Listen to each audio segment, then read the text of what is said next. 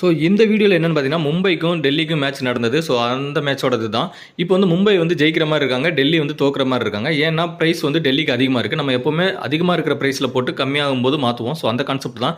டெல்லி மேலே இப்போ 500 போட்டிருக்கேன். அதனால் எனக்கு 3900 வந்து க்ரீன் கலரில் காமிக்குது. ஸோ இப்போ என்ன பண்ண போகிறேன்னா இந்த 3900 ஃபுல்லாகவே மும்பை மேலே மாற்ற போகிறேன். ஏன்னா ஒன் சைடாக ட்ரை பண்ணி பார்ப்போம் அப்படின்னு சொல்லிட்டு. ஆனால் எப்போவுமே நம்ம ஒன் சைடு விட போகிறது கிடையாது. ஸோ இப்போ 3900 ஃபுல்லாக மும்பை மேலே மாற்றணும்னா பாருங்கள், ப்ராஃபிட் அமௌண்ட் வந்து 800 சம்திங் காமிக்குது. இந்த அமௌண்ட் தான் மும்பை மேலே கிடக்கும். ஸோ மும்பை வந்து வின் பண்ணிட்டாங்க அப்படின்னா இந்த அமௌண்ட் வந்து நமக்கு ஆட் ஆயிரும். ஸோ இது ஒரு சினாரியோ.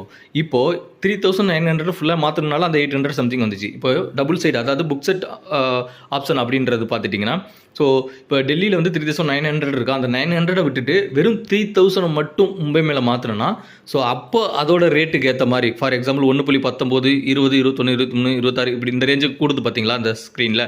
ஸோ அந்த ரேஞ்சுக்கு 3000 மாற்றும் போது அங்கே ஒரு அமௌண்ட் வருது பாருங்க, க்ரீன் கலரில் 800 சம்திங். ஸோ இந்த அமௌண்ட்டுக்கு மாறிடும். இப்போ இதிலேருந்து என்ன தெரியுது, டெல்லியிலேருந்து 3900 இருந்துச்சு, அதில் 900 டெல்லியில் வச்சுட்டு 3000 தான் மும்பை மேலே மாற்றிருக்கோம். ஸோ அப்போது மும்பை மேலே அந்த ப்ரைஸுக்கு அமௌண்ட் வந்து என்ன ஆகுது, ஒரு ப்ராஃபிட் அமௌண்ட் வந்து அறிவியல் ஆகுது. ஸோ யார் வின் பண்ணாலும் ஜெயிச்சாலும் தோத்தாலும் அந்த ரெண்டு டீம்லேயுமே ரெண்டு அமௌண்ட் இருக்குது இல்லையா, க்ரீன் கலர். ஸோ அதனால் யார் வின் பண்ணாலும் தோத்தாலும் நமக்கு ஒரு அமௌண்ட் வந்துடும். ஸோ இதுதான் இந்த கான்செப்ட், இதுதான் புக் செட் கான்செப்ட். தொடர்ந்து பாருங்கள், இன்னும் டீட்டெயிலாக இருக்கும்.